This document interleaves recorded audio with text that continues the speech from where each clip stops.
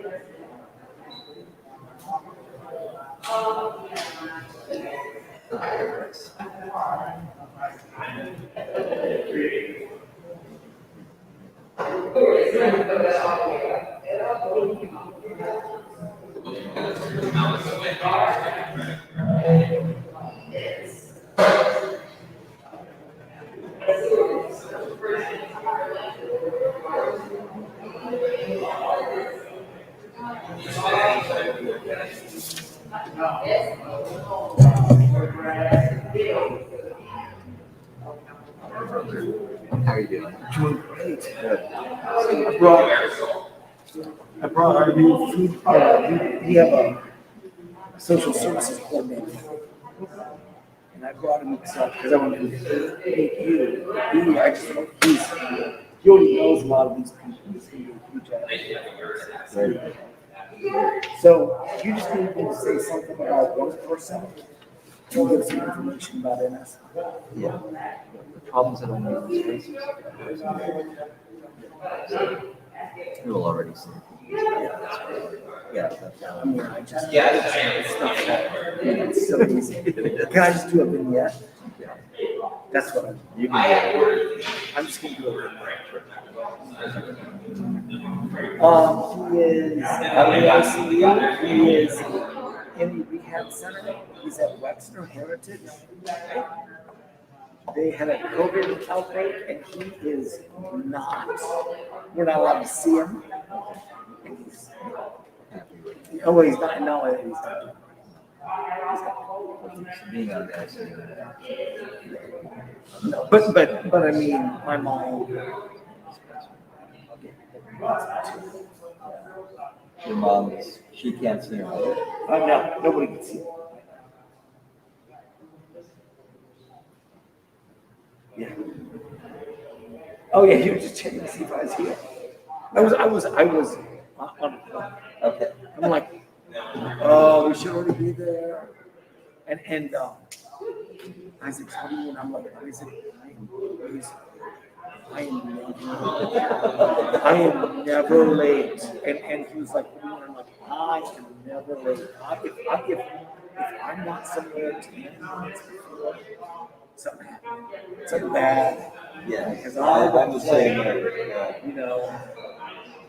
Yeah. And are we gonna be? Where are we gonna speak from here or stop them? Up here, I'll show you. Hang on. Can I take my mask off? Yes.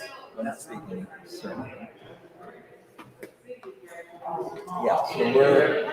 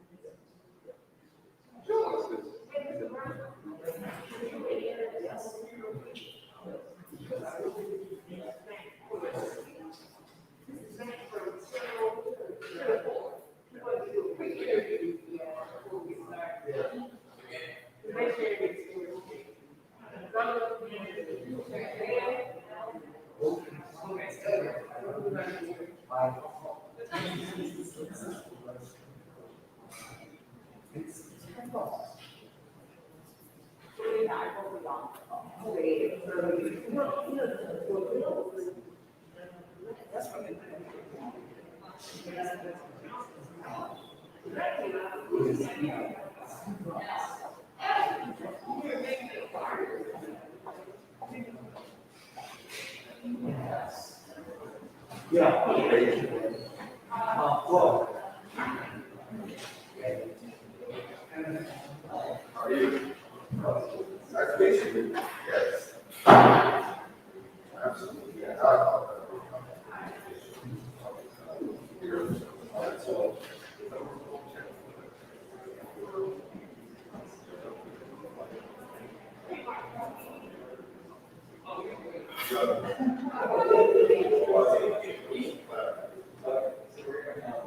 see some,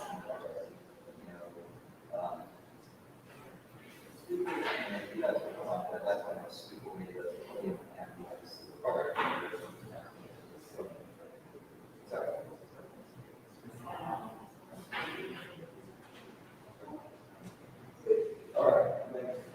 Just sit up there. Sure. Just sit anywhere.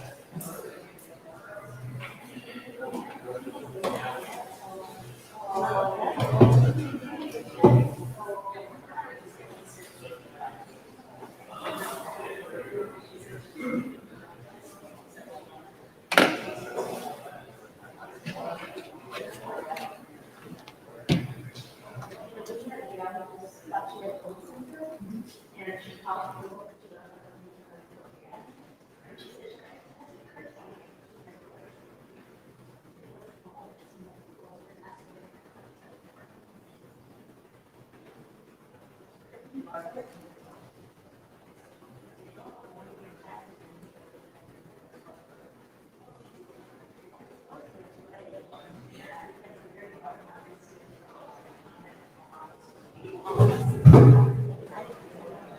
going to start.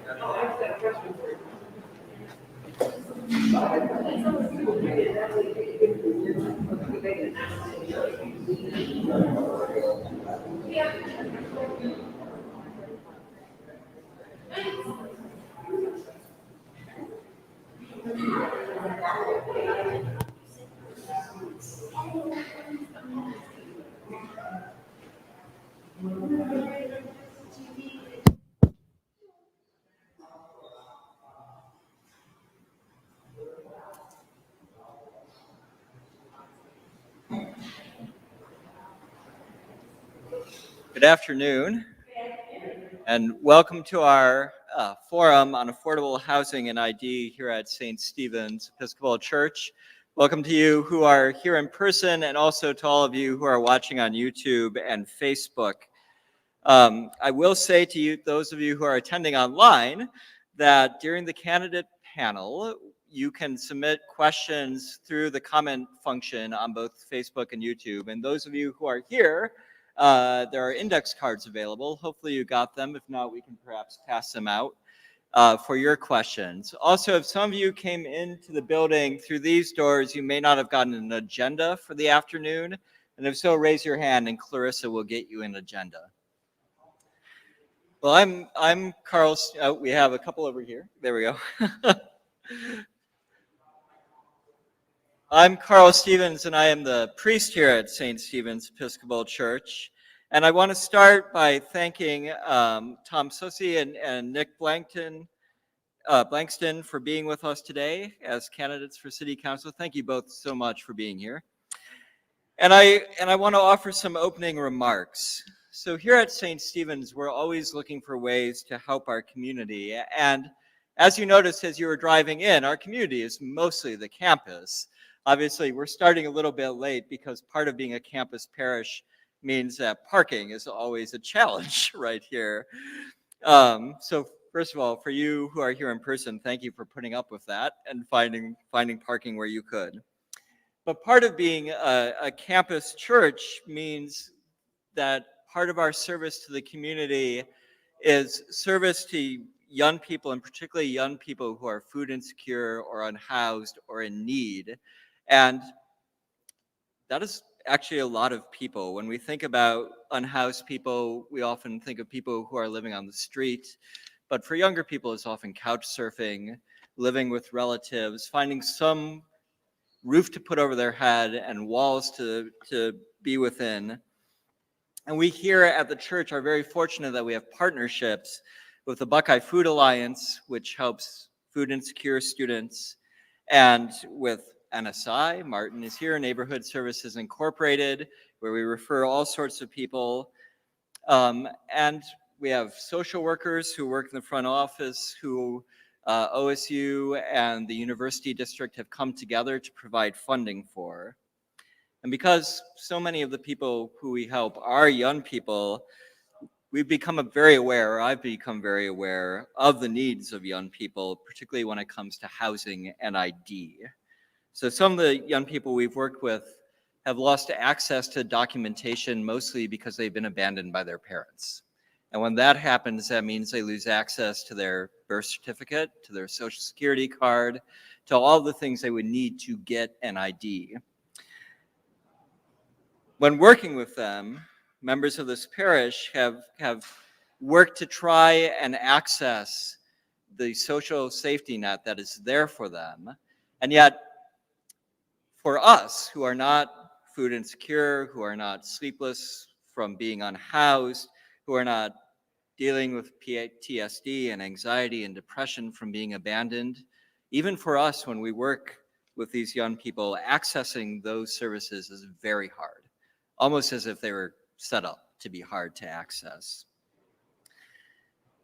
And so when we come together today, we are asking questions about affordable housing, but also ID, because not having ID means not having housing or not having a bank account. in some cases not having access to food pantries or other sources of sustenance. And we found when we work with people, even if they can find housing, it's often far outside of the city, which means if they can't drive because they have no ID, hours on a bus to reach classes or to reach work, a huge price to their time, which I don't have to pay, and I imagine many other people here today don't have to pay. Or they end up living in unsafe neighborhoods, or they fall prey to predatory landlord practices in the neighborhoods they end up living in. So we need more affordable housing in Columbus. We also need to remove the barriers to access that housing, particularly when it comes to ID. And now, having given those remarks, I will turn things over to my friend Martin Butler, who will speak about Neighborhood Services Incorporated. And I will say to all of our speakers and our panelists, when you are up here, it is okay to take off your mask when you are in this zone. Martin. Thank you. Thank you. I'm kind of glad to have that off. There are 5 things that you must have to prove your identity. 5. Full legal name, date of birth, social security number, proof of Ohio residency, and proof of legal presence in order to obtain an ID. You have all those things? You have them with you right now. Do you carry them with you? My neighbors do. They carry it with them all the time because they have to. Because unlike maybe you and I, they can't just pull out their driver's license or their debit card. And in order to come and get services, they have to have proof their kids are theirs, proof of this. And they don't have the extra $19 that it costs to buy an ID again. Life is messy for the best of us, for the most organized. And our neighbors, they're kind of penalized in many ways. They're penalized because they don't have an ID. Now, if you come to NSI and you don't have an ID, but you have mail, we're going to give you food. And we're going to try and help you get an ID. We're going to try and get you a voucher or something like that. We're going to connect you up with somebody because we know where to go. You know, if you go to Stone Village on Wednesdays, they give out 25 vouchers in the morning, starts at 9. But if you're not there by 7 a.m., you're not going to be one of the first 25 people in line. And unless you know to tell somebody that, they don't get an ID that day. They got to wait another week. And they got to plan and be ready to be there because they don't have anything to do with their lives. Go ahead and penalize them again. That is an example of something that happens every day at the pantry that I work at. And we see it over and over again. Last year, NSI distributed 763,664 meals to 11,793 families. And that's about 41,718 people.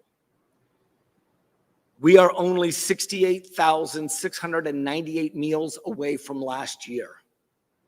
We're going to gain hunger share again this year.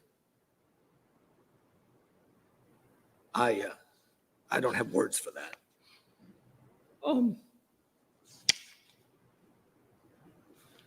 We do a number of things at NSI, and St. Stephen's helped us start in 1965. We're a food pantry. We have a senior food box delivery program. We help the largest table down at St. John's downtown to feed homeless and marginalized people on Wednesdays. We help feed the kids, give kids buddy backpacks for the weekends so that they have food, because a lot of families don't have food on the weekends. We do taxes. We have a back-to-school backpack program. We do rent and utilities and IDs, and we have a holiday food basket program. We have people come in every day, and the stories are amazing. I know somebody that came in last year for rent assistance because they worked somewhere in Columbus in the dry cleaning world for 23 years. Same place. Is not a fly-by-night person.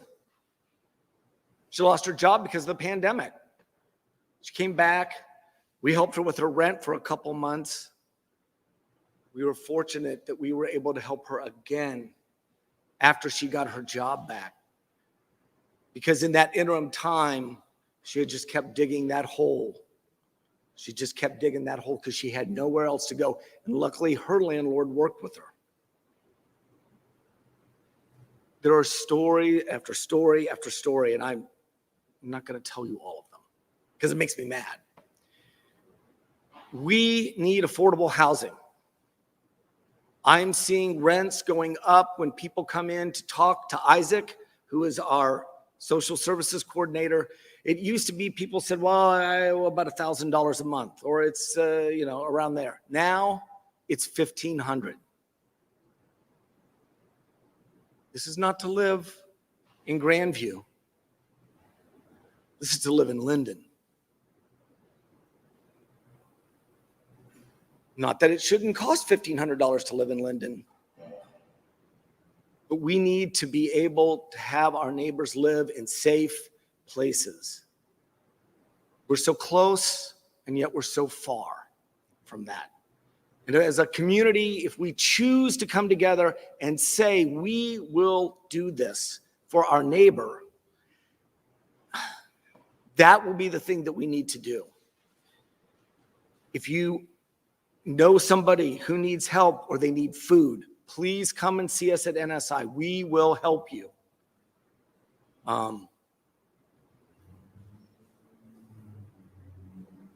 This is something that we can solve together if it's what we choose to do as a community. And it will cost us less in the long run than it is right now. So, thank you for your time.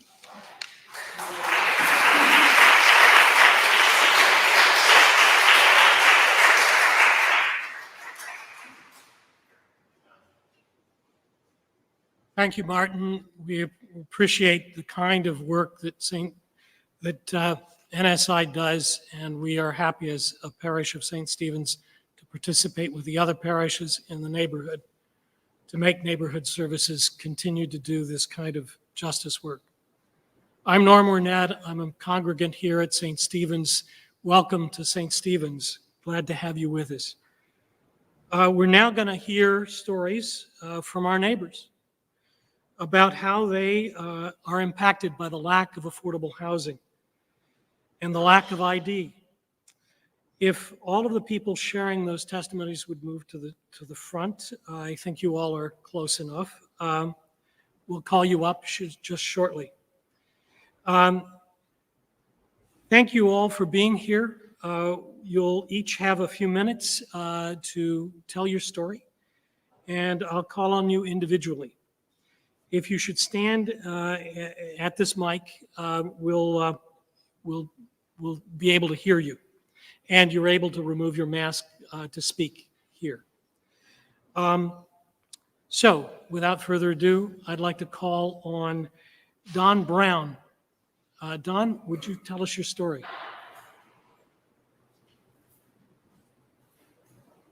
Good afternoon, everyone. My name is Don Brown. I live on the south side.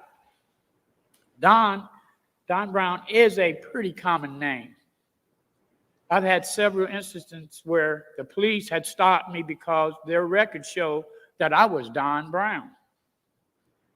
They were looking with a warrant. To be clear, I didn't have any warrants. I was pulled over, arrested, and held in jail for 4 days before they figured out that they had the wrong Don Brown. Because of this, I used to carry my license, birth certificate, social security card, and my military ID in my wallet. At one point, though, I lost my wallet. I couldn't do anything normal, things that we do all the time, like cash my paycheck. I was afraid of what would happen if I got pulled over because I had no ID. I went to the motor vehicles department to get a duplicate of my driver's license. They told me that I need an original, a certified copy of my birth certificate with a seal on it. I wasn't born in Ohio. So I filled out the forms and sent my money order for my birth certificate. After a month and a half, I called and found out that they did not receive my paperwork. I was very upset. They asked me for ID from the state I lived in to prove it was me. I ended up asking my mother to send for it. She got my birth certificate within 2 weeks. It took me 2.5 months to get my ID, and I wish there was a faster way to be able to get my ID as a person born out of state. Also, I would like to share another story. In 2019, my wife passed away. I ended up homeless. I was struggling to figure out what to do. I found there is no such thing as a $400 or $600 apartment in this community. But that's what the people need. I was at the Volunteers of America Shelter for Veterans. Being a vet, they were able to contact affordable housing partners who set aside apartments for veterans. If it wasn't for that set-aside unit, I would still be staying in the shelter for many more months. I hope that we can figure out some more ways for other people to get it in an apartment that had been set aside for people with lower income. Thank you.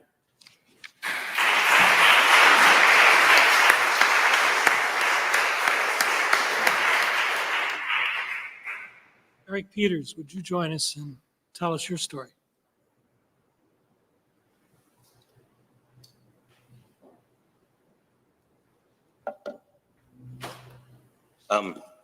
I'm getting ready to tell you guys some very difficult things about myself and my past, and it would help me to do that if people had names, things that passed out.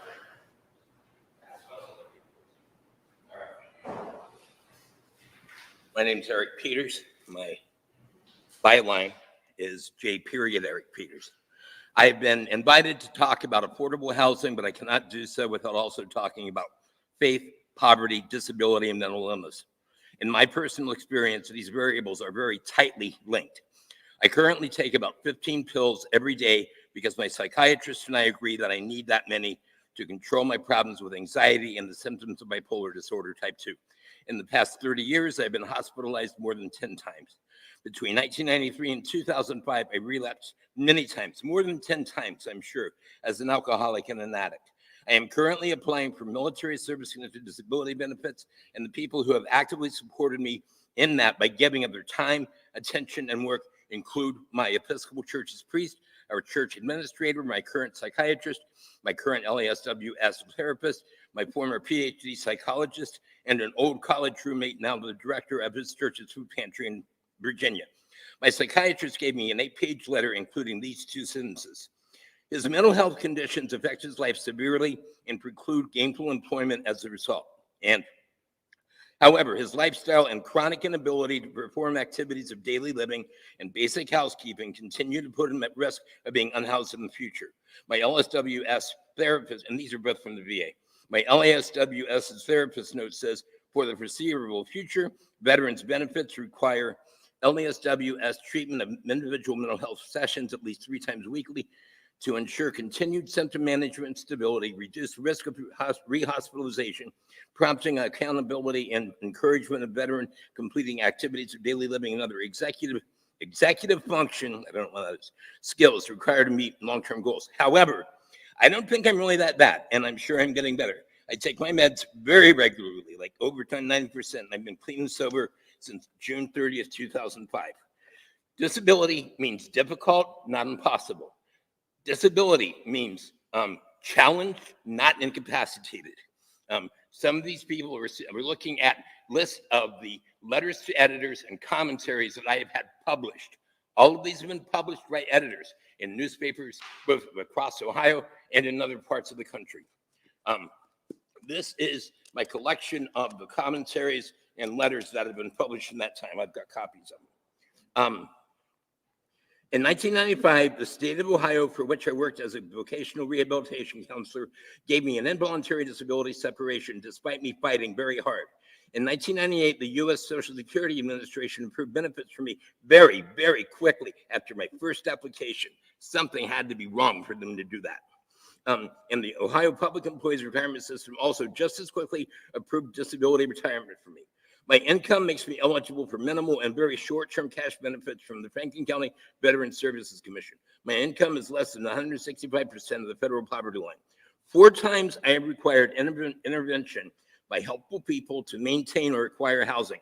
Social workers or trained volunteers could do for others having problems with affordable housing. Come on. Affordable housing, what these people did. And I believe 2 of these people would be willing to help with the training. Okay. I don't know how many minutes I get. I would like to talk about these next 4 things. But first, does anybody have any questions? Questions? All right. After a fire in my apartment, okay, I'm going to delete some facts. A case manager from Southeast called a landlord for me, who she knew. She had a connection with him, knew he had affordable housing, and she connected me with him for me to get a place to live there. However, it was like really crappy housing. Like somebody died in there and they rotted to a point where like fluid came like under their apartment door and everybody knew it. And that's what it turned out that it was. And I had my old priest here, the Reverend Dr. George Glazier, who was a saint to me, moved me into subsidized housing he knew about when he found out how substandard my housing was. And also, the only lock on the door was like a padlock, meaning the landlord could very easily evict somebody illegally. Okay. Also, a VA case manager helped me move immediately into a homeless shelter when a landlord made me choose between moving immediately or getting evicted. My apartment became infested with bed bugs, and they found out, and they told me I had 2 choices. They would take me through the legal process of eviction and have it on my record, or I could move out immediately, like the next day. I moved out the next day, and my VA case manager, my case manager from the Veterans Administration, helped me move into a homeless shelter. And I was there for 2 months, and the main reason I was only there that long is that a friend of mine from Alcoholics.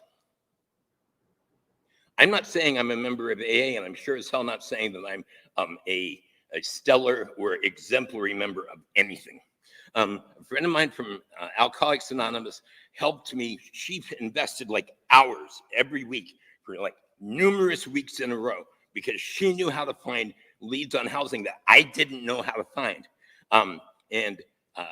It was because of her doing that I was able to move into housing that I love. I've been there for 4 years.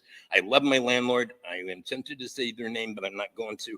They are really great people. That's all I've got. Does anybody have any questions for me? Okay, thanks, guys.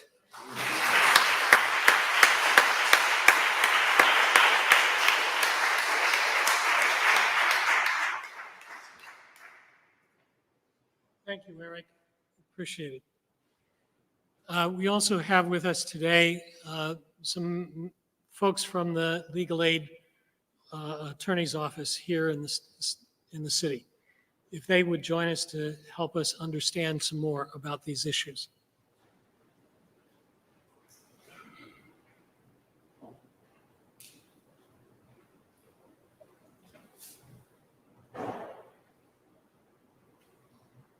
Hi, thank you for having us. My name's Chris. I'm the social worker with Columbus Legal Aid, and this is Casey. She's an attorney. So some of the things that we see every day in eviction court, the afford, A little bit oh, closer. sorry, Thank you. pull it out. We don't do this a lot if you can. So some of the things we see affecting the tenants we represent are long wait lists for affordable housing. Much like Eric, there are many people in eviction court who are facing impossible situations where their options are to move out in 2 weeks or to have an eviction judgment on their record and face getting set out of the property. The affordable housing that is available in Columbus has really long wait lists, and a lot of people don't have that time to leave. We often see clients that end up homeless between places. So once they move out because of the move out agreement and their settlement for their eviction case, and then trying to find new housing after that is very difficult. A lot of people will also end up paying $900, $1,000 a month for an uninhabitable unit with active leaks, fallen-in ceilings, bed bug, roach infestations, really, really bad conditions. And because of either their credit history, their rental history, or their eviction history, they end up paying large amounts of money for these uninhabitable units. Another thing we've seen is that people have their voucher, but they're unable to find a landlord that's willing to rent to them. Now, the city of Columbus has passed an ordinance for income discrimination, but we've yet to see how that plays out in terms of enforcement. One thing we've seen from the legal side of things is some landlords are indicating that they have terms in their leases that they believe Columbus Metro Housing Authority will not agree with, therefore they can't take anyone with vouchers. So they're blaming it on terms of the lease versus outright saying that they're not going to rent to someone because of their voucher. As far as lack of ID goes, people with rental assistance applications and access to emergency rental assistance, that not having an ID gets in the way of that. I'll hand it over to Chris. Thanks a lot, Casey. It gets in the way of getting rental assistance very often. Casey and I are both down at eviction court every morning, and we see exactly what she was just describing. What Eric described, what Mr. Brown described. As far as her last mention of having difficulty getting rental assistance, we had somebody just the other day.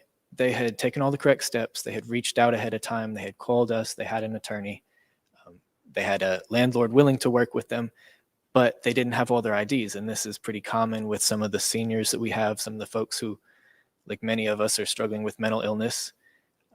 You lose track of things, and it's very difficult, especially like Casey said, on the time frame that you have once you have an eviction or once you get behind on rent, to get those documents. Because it's like Mr. Brown explained, it's a chicken or the egg scenario for a lot of those documents.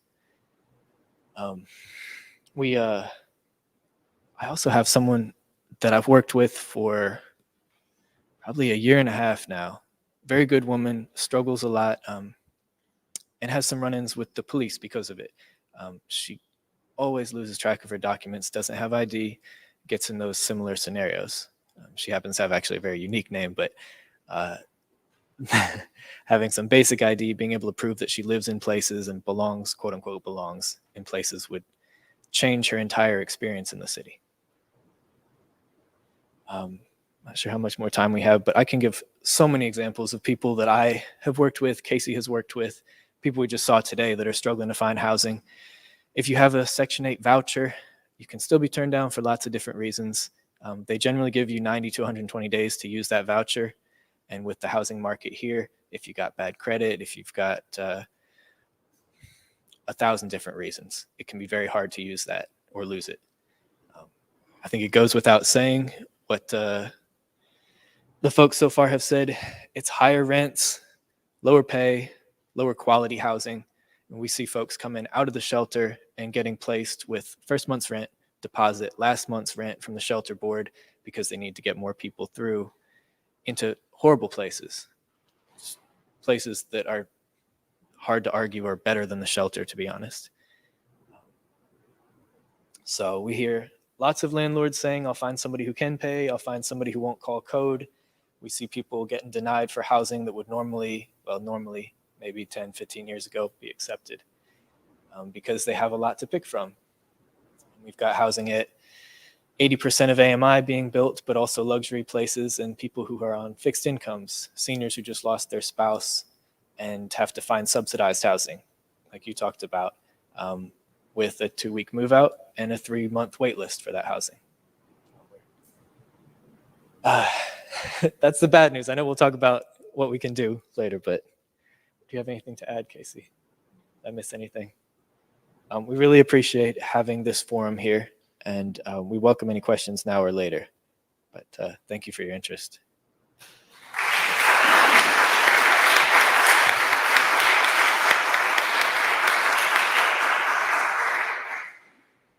Let's give them all a round of applause for Don.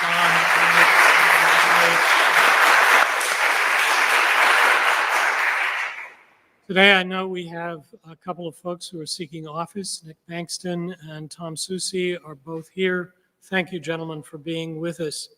If there are any other candidates or office holders, please make your way up to the front and we'll invite you to be part of a panel to answer some questions. I'd like to take a few moments just to explain. St. Stephen's is a part of the BREAD organization and have been on a long arc of studying the issues of both ID and housing. And we've come up with some very practical things that have been implemented in a number of other places. We'd like to offer those to the audience so you know that we're not just looking at something pie in the sky. I'm sure that many of you have seen the folks in some lime green t-shirts here that say ID, a path to opportunity. We are aware that their work has been long and diligent. We're glad that they are able to be with us today. The coalition of Columbus One ID brings together 11 different organizations from around the Columbus metro area. Workers, the elderly, the homeless, the undocumented, foster children, parents, victims of domestic violence, and many others. Before the pandemic, our unhoused neighbors and others that struggle with access to opportunities in the city, opportunities like being able to enter a child's school, screening for a food pantry, visiting a hospitalized loved one, picking up a prescription, or interacting confidentially with the Columbus Police Department. Now those that struggle are challenged even more. This is the result from the difficulty of getting, as Don described adequately to you, the inability to have a valid traditional form of ID. We have found that across the nation, local governments in several communities have been able to deal with this problem very directly by issuing their own municipal ID that is open and available to all residents, not just those who have insufficient documentation. Dozens of communities around the nation include places like New Haven, Connecticut, New York City, San Francisco, Chicago, Philadelphia, all have municipal IDs and have been able to provide their residents with a means of identification to access the services of the city. In 2019, the City of Columbus City Council actually did a feasibility study of how many people were undocumented without ID. These are residents and citizens and those who are here as immigrants. That study actually came up with 81,000 Columbus residents are without a valid ID. Let me repeat that. The feasibility study of the City Council of the City of Columbus estimated that 81,000 residents of the City of Columbus do not have a valid ID. And that was 2019. While we know that that there are many organizations across the city that help people get a state-issued ID, we know that municipal ID would help thousands of residents who continue to struggle. So our first suggestion is a simple action, that the local officials and those of you who are seeking office, once if you were in office, would implement a local ID program, a municipal ID program. Now on to housing. The need for affordable housing is great.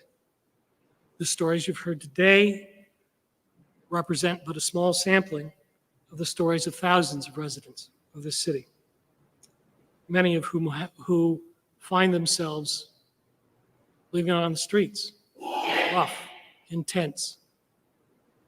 Many of them are living in out of cars or place to place, couch surfing, as somebody said before.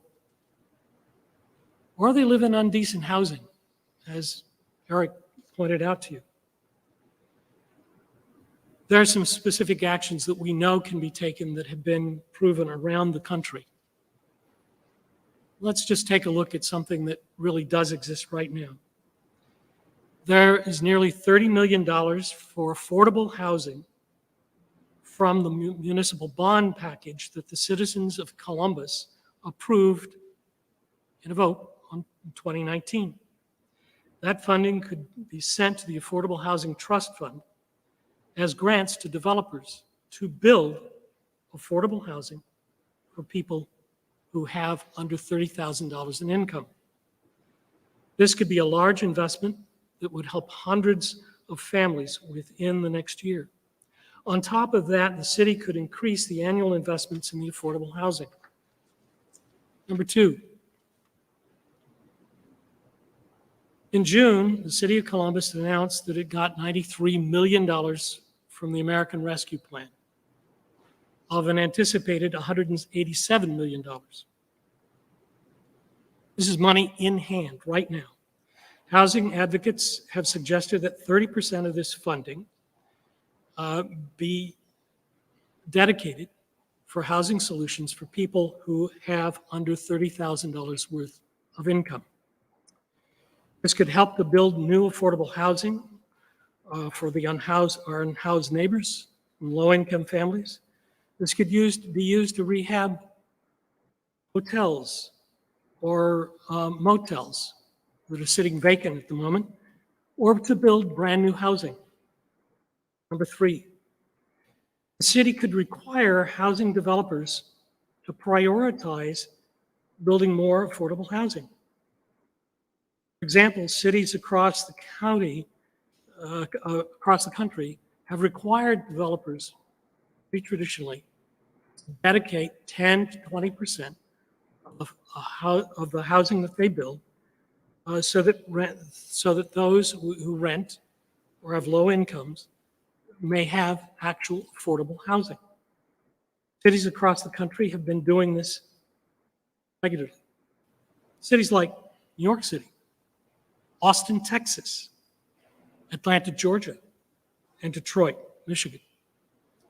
To recap, our suggestions on tackling those struggling to have access to ID would be to implement a municipal ID.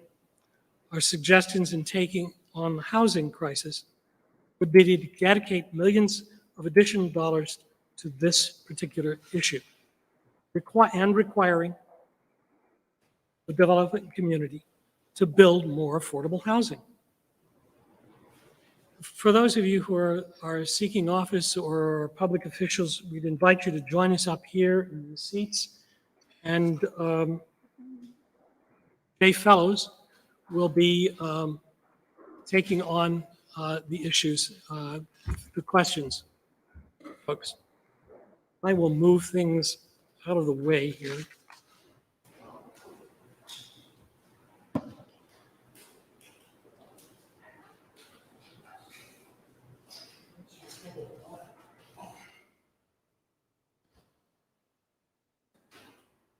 Now let me start off, guys.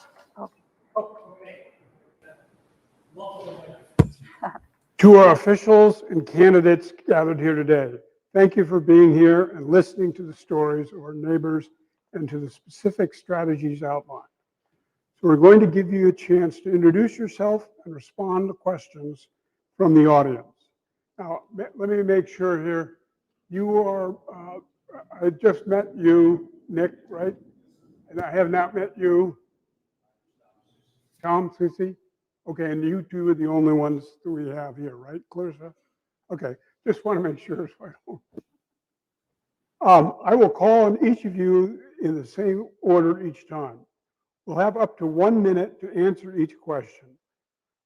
Ray will be, I'm sorry, Clarissa will be our timer.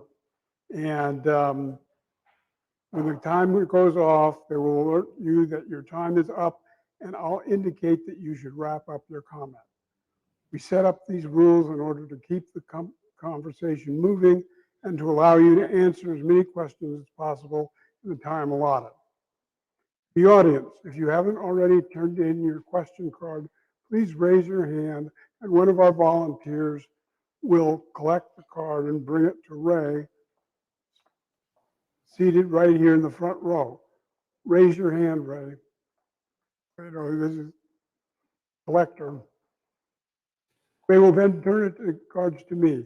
To our audience gathered in person and to the viewing audience, please pay careful attention to the response from each panelist. Okay, we'll now allow panelists up to 1 minute to introduce themselves. Ron, why don't you go first? Tom, why don't you go first? Good afternoon. My name is Tom Susie. I'm a candidate for Columbus City Council. This speaks to my heart. I grew up very poor in Flint. Housing was a struggle. My mother was a product of World War II and had to quit school to help support her family during the war. And I remember her, she never drove. We couldn't afford a car. She didn't have a driver's license. And I remember her having to go to the police department or some governmental agency to get an ID card. This was all the time, partially because to qualify for food stamps, you had to have the ID. I grew up in a two-bedroom, one-bath house in Flint, Michigan. There was 5 of us. My brother and I slept in one bedroom. My 2 sisters slept in another. My mother slept on the couch for like 12 years. It was my grandmother's house because we couldn't afford rent on a house. So these issues are very near and dear to me. Thank you.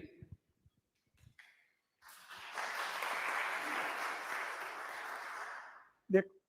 All right. Well, first, let me say thank you to St. Stephen's Episcopal Church for having us bred to the One ID movement for all the work that you are doing. And if I could say really quickly to Mr.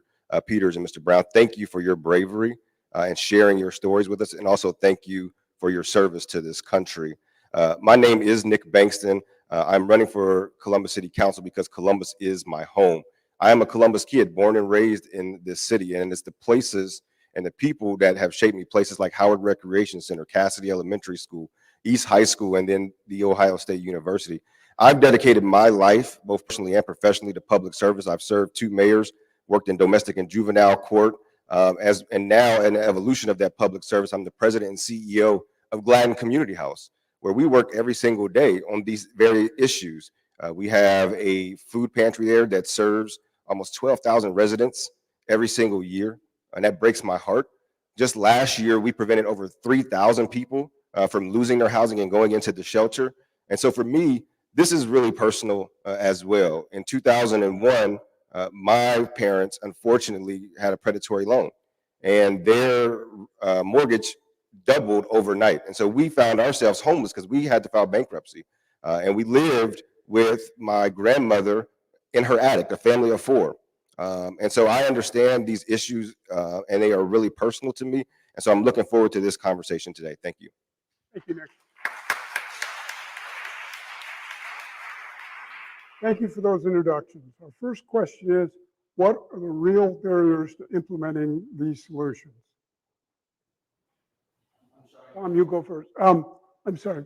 Thank you for our first question is, what are the real barriers to implementing these solutions?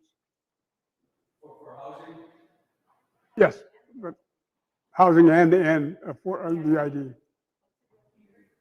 Well, affordable housing, there is no affordable housing for the most part here. I think this administration has spent a lot of time and money building new soccer arenas and building ice arenas, and there are a lot of contractors who donate big bucks to these political campaigns. I say it's time that we use some of these major developers and contractors to start building affordable housing in this city. I mean, it's overdue. And another problem with affordable housing, this is a white-collar town. There are no good blue-collar paying jobs. Where's the industry? I'm from Flint, Michigan. When the factories left Flint, Michigan, game over because there was no industry. If we didn't have Ohio State and some big industries here, white-collar industries, we'd be in the same position. We need industry here to provide good blue-collar jobs so people can have affordable housing. Thank you for the question. I've missed the rules. What's my time to answer the question? I want to make sure. 1 minute. Okay. All right. So the barriers, and I think many of you in this room know them. I think when it comes to affordable housing, the biggest barrier is having a mechanism that's sustainable for us to be able to fund the amount of units that we need. One of the other barriers that I see right now is that there are no incentives for our private landlords in the mom and pop market. Those are the units that we are losing the most of, the fastest, and that's where we have to have some solutions around. Other barrier when it comes to the affordable housing front, I believe, is that there has not been enough political will to say that we are going to have rehab and renovation programs, not just simply for homeowners, but also for landlords. Because if we're talking about affordable housing, it's not just about the cost. It is very much about the quality as well. And so we have to figure out how we're going to invest in the quality of housing as well as lower the prices of it. Now, when it comes to the ID, I think there are a lot of barriers and obstacles there. Of course, the biggest one being the state and federal government, because when we talk about these IDs, we want to be able to get IDs in the hands of folks so that they can have access to jobs and housing and all these other types of things. But the regulations that come from the state is that it has to be a state-issued ID. So I think that's the probably biggest barrier that we have to get over. But beyond the barriers, I think there's more opportunities, and we can work together and come up with solutions. Thank you.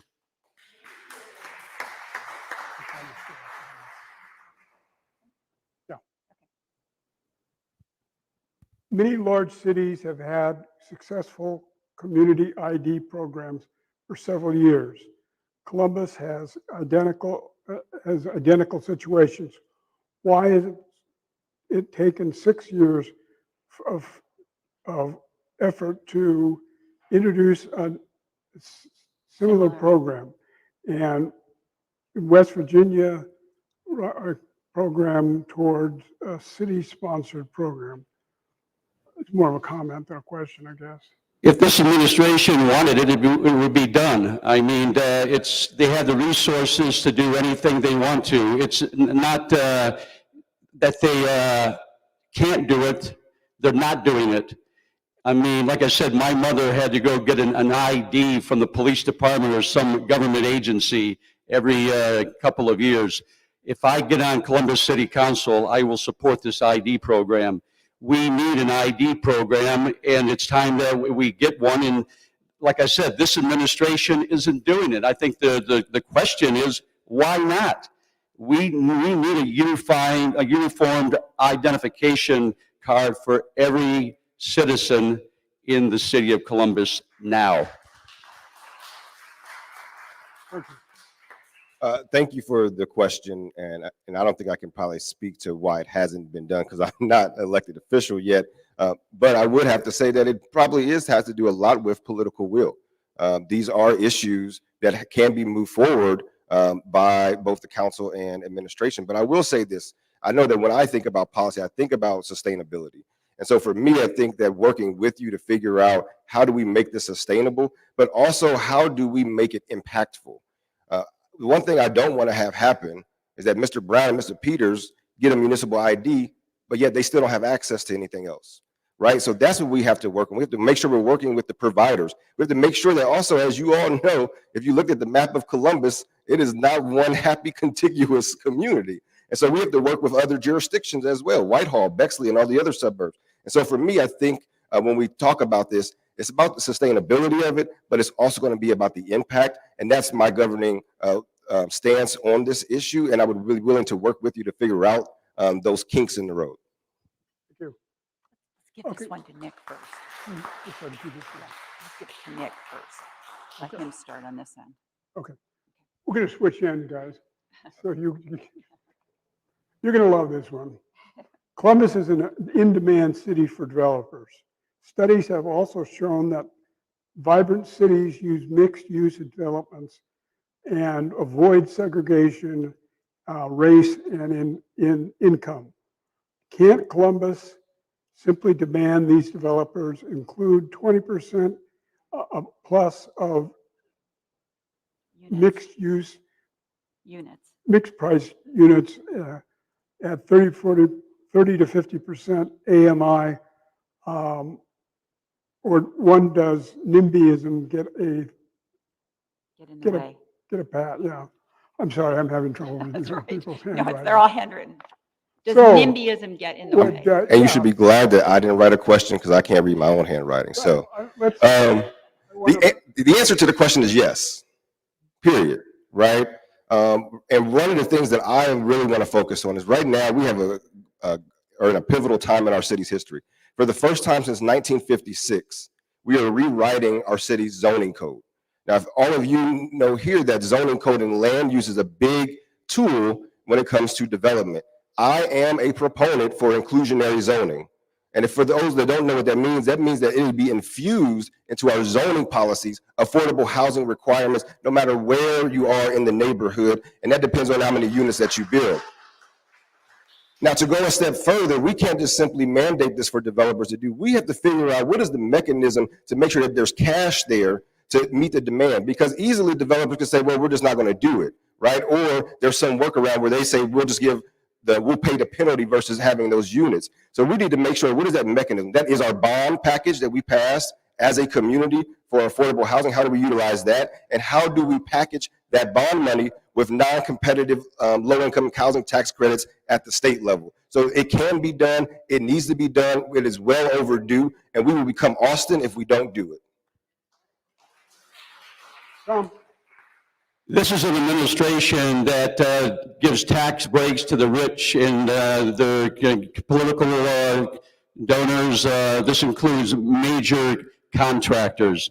They get huge tax breaks, tax abatements go to people in German Village, in Italian Village. When I was looking for a house, I had a 15-year tax abatement. I don't need a 15-year tax abatement, but the lower income people do. Why are we giving tax abatements to lower income families instead of the rich folks in Italian Village and German Village? And let's start pressing these big developers in town who've developed pretty much everything. There's 2 or 3 of them. We need them to start building these affordable housing units out in nice areas, not out in crime-ridden areas. And we need to force them to do it. And if we have to give them a tax break to do it, that's fine, but let's quit giving them tax breaks just for the sake of getting them to come to town and contribute to their political campaigns. Thank you. Very good. Do you support using 30% of American Rescue Plan dollars for affordable housing for people making $30 grand? If yes, would you offer to They want to defer to the expertise of the Affordable Trust Fund and the Affordable Housing Alliance and how to spend that money for the most effectiveness. Okay. And so this is, and I just want to make sure I'm clear, when I was reading through it, it is 30% of the $90 million that's already been allotted, or 30% of the total? Of the total? Total? Okay. So I agree that there should be a portion of the money that we get from the federal government set aside for housing. What that amount is, maybe it's 30%, maybe it should be more, but I absolutely think that it is a critical infrastructure need that we know that the pandemic exacerbated. Also, I think we can work with the Affordable Housing Alliance, the Affordable Housing Trust, whatever organization you want to name it. But more importantly, I think it's working with folks like you all who are on the grounds every day. Folks like my agency, the Latin Community House, who work with these people every single day to make sure that we're investing it. But also think that we have to make sure that it is a diverse housing stock that we also build with that, right? So thinking about hotels and motels, I know this has been an idea we've discussed at length. How is that more permanent supportive housing for folks that maybe need a little bit more support? Are we also then going and taking some of that money to not just build new construction, but are we setting some money aside for rehab or renovation so that we can stabilize some of our middle neighborhoods as well? So I think that it should be a holistic strategy, not just about simply building new, but also reinvesting in neighborhoods that have seen so much disinvestment. Listen, there's no lack of construction going around town. Drive around the city, there's a lot of construction going on. Hotels, motels, 3-floor townhouses, $1 million, $1 million condos, $1 million townhouses.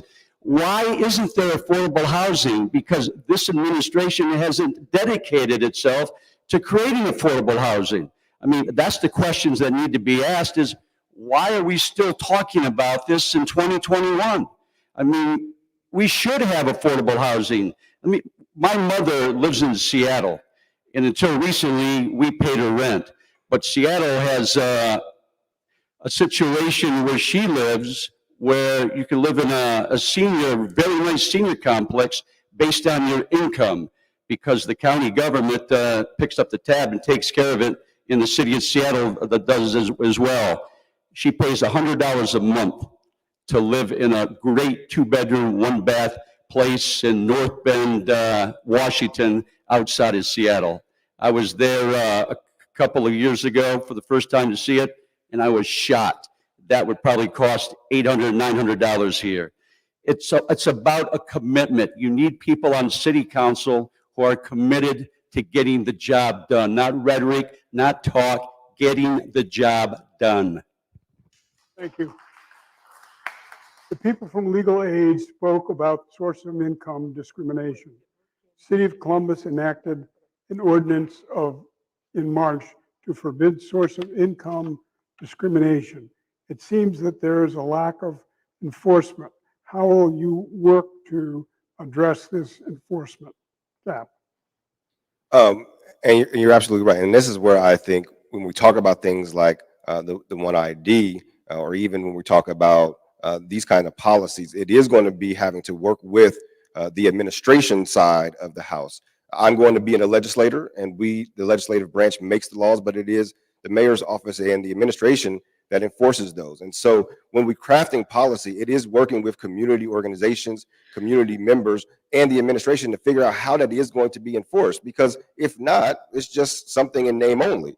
And so I think when it comes to this instance specifically, I think it's going to be about how do we call on housing partners who are on the ground that are hearing these issues arise, and getting that up to the city so that we can then enforce it. Because there is no currently, as it stands, no unit that was created or anything like that to go out and actually enforce this policy.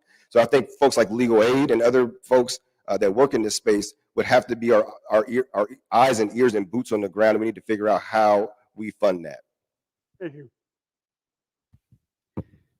I mean, nobody wants to see people denied housing because of their race or their religion or their creed. And I don't know what, steps are in place in the city now. It's something I'll have to observe and look into, but they need to be penalized if they are found discriminating to renters for any reason. Their sex, their race, their religion, I don't care what it is. There has to be a level playing field. And I totally agree that it's an important issue that needs to be addressed, but more importantly, addressed is enforced, not just talking about it, but creating rules and regulations and penalties that are strictly enforced. Thank you. Tom, I think I'm going to swap again here and have you start. You're trying to keep it fair. I don't know what the two of you really is going to make much difference. Do we know of any cities that have successfully implemented mixed race, mixed income, mixed ability housing? What about rehab housing programs that enable the state to do affordable housing shortage? Talking about rehab housing as part of affordable housing shortage, cure for that. Rehabbing existing housing, she said. What's that? Rehabbing existing housing as a way of meeting the No, affordable. I think that's a great idea. I mean, there's a lot of contractors and builders out there who, participate, in Habitat for Humanity in programs like that. I think the more people we can get involved in creating affordable housing, the better. Starting from the major builders and contractors to the smaller contractors and builders, and get together, pinpoint these houses that need to be rehabbed and create an army and rehab them and, just get it done. I mean, there's a lot of houses out there that are just sitting there abandoned houses, dope houses. Let's clean them up, rehab them, and give them to people who need them. I mean, there are a lot of people out there who need housing and they can't afford it, and these houses are just sitting there. Let's do something with them. Thank you for the question. And absolutely, rehab and renovation have to be a part of our strategy. We are not going to build enough units to keep up with the demand. We're not building enough units to keep up with the housing demand in general, let alone affordable housing. So one of the things that I recommended in the One Linden Community Plan, which was the plan that I authored when I was on working with the city, was a risk mitigation fund to, one, attract and retain our naturally occurring affordable housing. That's the mom and pop or the developer that owns maybe 10 units or less. That risk mitigation fund would be to attract them to keep their rents low, to rent to folks that have a Section 8 voucher or who are quote unquote hard to rent to. And what that would say is that we as a city are going to back any major damages that are done, but go a step further and say it's also going to be permanent rental assistance, so that the landlord can call and say, hey, this person missed their rent. Instead of kicking them out, let's keep them stable and get their rent paid. The other thing that we need to do is we have to have a rehab and renovation fund specifically for landlords and for renters. We have programs in place right now for homeowners, but we have to have the political will to say it's about the person and in the unit, and not so much always about who the landlord is and who is making the profit. It's really about what kind of housing is the person in that unit experiencing. Thank you. New York, Chicago, San Francisco, Providence, South Bend, and 36 plus other cities have established municipal ID programs. Would you support a program for Columbus? That's easy, yes. I mean, I can't believe it's not here now. I mean, this is one of the largest cities in the country. It's the largest city in Ohio. They could get this done overnight. It's time to get it done. Again, I think I've spoken on this. I support the idea of having a municipal ID, but again, I want to make sure that it is an ID that can actually be used by our residents, that's going to be impactful, and that they're going to be able to access the things that they need to access. Thank you. Thank you to everyone who submitted questions today and to our panelists for listening to our stories and our solutions. We're out of time today and apologize if we did not get your question. I'm going to turn things over to Father Carl to tell us about the next steps that we can take. Thank you.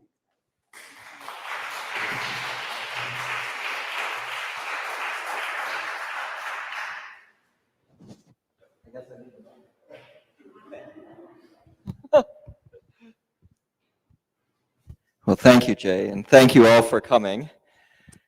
I want to first thank the two of you for being with us today. Tom Soucy, Nick Blankston, thank you very much. And I would like to say that if you have further questions, you two, can you stick around for about 5-10 minutes afterwards? Oh, do you want to make closing remarks? Sure, it wasn't on the agenda, but go for it. So I just wanted to, again, just reiterate, my name is Nick Banks, and I'm running for Columbus City Council. This is not about politics for me, it's personal. And we need to get back to a place of true public service, to roll up our sleeves and do the work. The issues that we face as a city, as a growing city, are large. But I'm optimistic about the future of our city by looking at this room.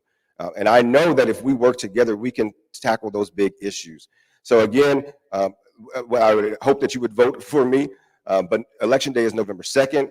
The early vote center is open, so you can vote now, but please make a plan to go vote, but also share with your neighbors that this election is happening.